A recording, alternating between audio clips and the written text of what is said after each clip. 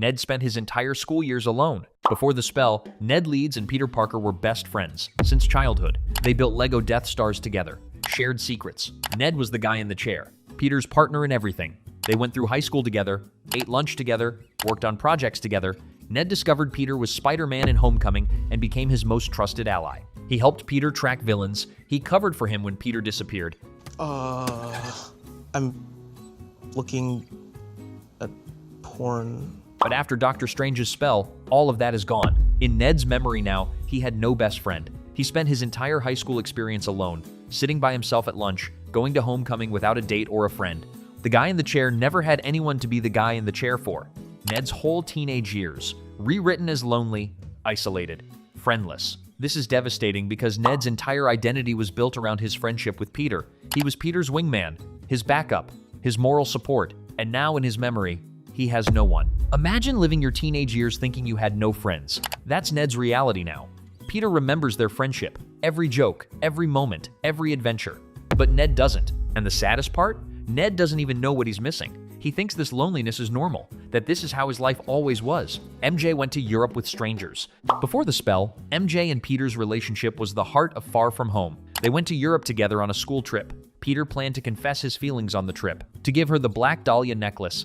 They walked through Venice together. The necklace broke during a fight with Mysterio's drones. That Europe trip was where they fell in love. But after the spell, MJ's memory of that trip is completely different. She went to Europe with her classmates. No boyfriend, no romantic moments, no bridge kiss. But here's the heartbreaking detail. In the Spider-Man Brand New Day trailer, MJ is still wearing the broken Black Dahlia necklace. 4 years after the spell, she kept it. She's wearing it. But in her memory, she has no idea where it came from, who gave it to her, or why she treasures it so much. MJ has a piece of jewelry that represents her love for Peter Parker. And she doesn't remember the love, doesn't remember the boy, doesn't remember the moment he gave it to her. She just knows she can't take it off, that it means something, but she doesn't know what, or worse, maybe she thinks it came from someone else, a stranger, a friend, anyone but the person who actually gave it to her. The necklace survived the spell, but the memory behind it didn't. Happy Hogan mentored nobody.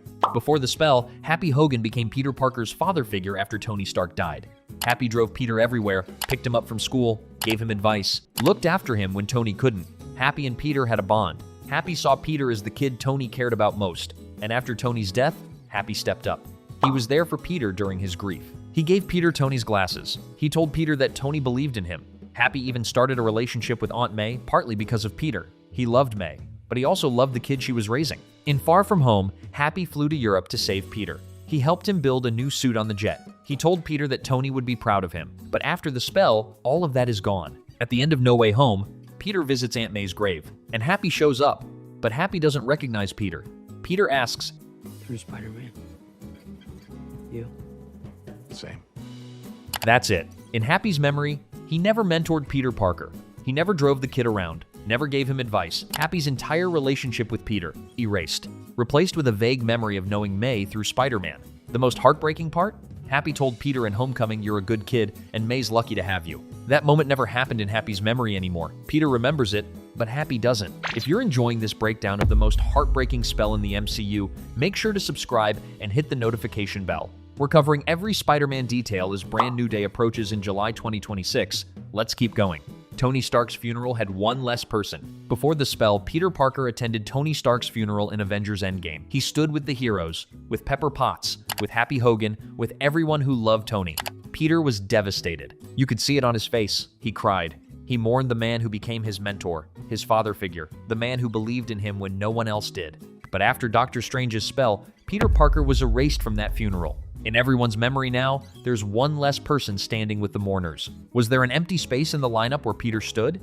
Did anyone notice? Or did the spell fill in the gap seamlessly, making it seem like Peter was never there at all? Here's what makes this so brutal. Happy Hogan has a memory of Tony Stark wanting a son.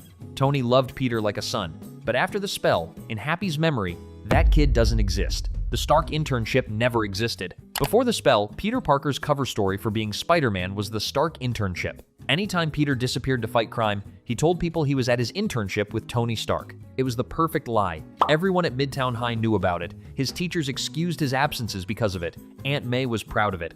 Flash Thompson was jealous of it. The Stark Internship became part of Peter's identity at school. It explained why he missed class, why he was always tired, why Tony Stark's car picked him up sometimes. It was how Peter balanced his double life. Peter's entire connection to Tony Stark is erased from history, not just from people's memories, but from records, documents, everything. Gone. The Battle of Earth? Who was the kid? Before the spell, Peter Parker played a crucial role in the Battle of Earth in Avengers Endgame. He returned from the blip through one of Doctor Strange's portals, stepped onto the battlefield, and reunited with Tony Stark. Tony hugged him.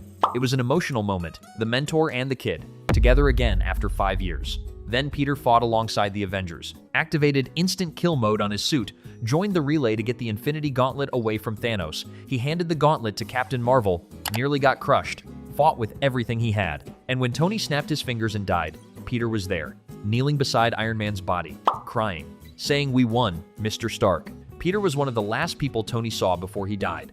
But after the spell, all of that is erased from everyone's memory. Here's what people remember now. Spider-Man was at the Battle of Earth. Spider-Man fought Thanos' army. Spider-Man was part of the Gauntlet relay. But the kid Tony hugged on the battlefield, the teenager Tony showed affection to minutes before sacrificing himself, that kid doesn't exist in anyone's memory anymore. Tony Stark died saving the universe, and in his final moments, he hugged someone. But who? Does anyone remember? Or is that moment just gone?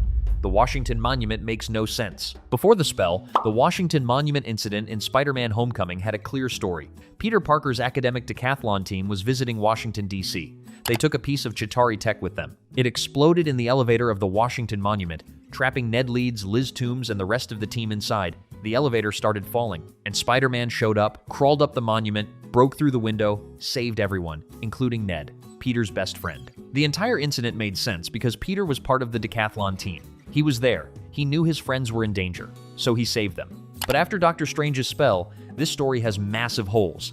Because in everyone's memory now, Peter Parker was never part of the decathlon team. So here's the question. In Ned's memory, why was he even in Washington, D.C.? Who was his decathlon partner?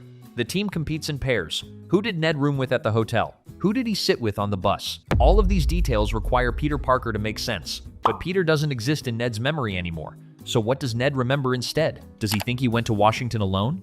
Does he remember having a partner whose face and name he can't recall?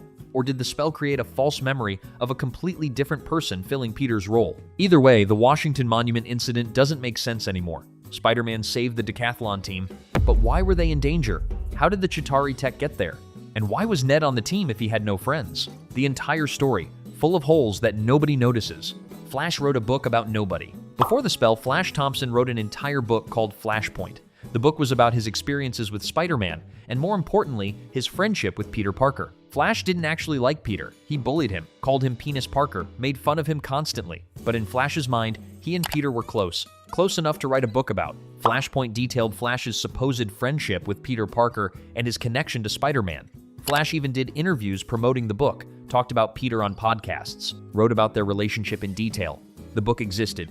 Physical copies, digital versions, interviews, all of it documented. But after Doctor Strange's spell, what happens to Flashpoint? Does the book still exist? And if it does, what does it say now? There are two possibilities.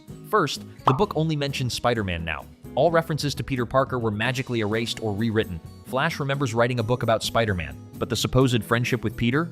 Gone. Replaced with nothing. Second possibility, the book doesn't exist at all. The spell erased it from reality, every copy, every interview, every mention. Flash doesn't remember writing Flashpoint, and if he does, he doesn't remember what it was about. Either way, Flash's entire rivalry with Peter is erased. The years of bullying, the Penis Parker jokes, the jealousy over the Stark Internship, all of it gone from Flash's memory, Flash Thompson's high school experience. Doctor Strange saved the multiverse for a young man. Before the spell, Doctor Strange knew exactly who caused the multiverse crisis in No Way Home. Peter Parker, the kid who asked Strange to cast a spell to make everyone forget he was Spider-Man. The kid who kept interrupting the spell with changes, the kid who caused the multiverse to crack open. And in the end, Strange cast the final spell, the one that erased Peter Parker from everyone's memory, including his own. In Doctor Strange in the Multiverse of Madness, Strange mentions the No Way Home incident to America Chavez. He says there was a young man who caused a multiverse problem involving Spider-Man. But he can't remember who that young man was. This is one of the saddest implications of the spell. MJ and Ned's MIT rejection had no explanation. Before the spell, MJ and Ned were rejected from MIT because of their association with Peter Parker. After Mysterio revealed Spider-Man's identity and framed Peter for murder, everyone connected to Peter suffered. The scandal destroyed their futures. MIT didn't want students connected to a controversial figure, so MJ and Ned were rejected, their dreams crushed, because they knew Peter Parker. And the Spider-Man Brand New Day trailer confirms it. 4 years later, MJ and Ned are both attending MIT. They made it. They're living their dream. But here's the dark irony. MJ and Ned don't remember why they were rejected in the first place. In their memory now, MIT randomly rejected them, for no clear reason, then randomly accepted them later, also for no clear reason.